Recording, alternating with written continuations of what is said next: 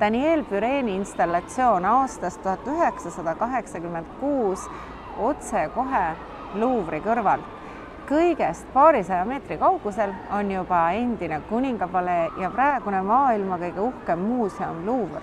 Ja siin on hoopiski vanaaegne Richelieu palee sisehoov. Miks Daniel Bureen rajas siia oma installatsiooni? Kas see on kunst?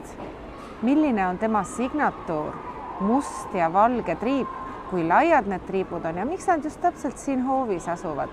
Sellest kuulete, kui me teeme pisikese jalutuskäigu teiega Pariisist. Tere tulemast Pariisi!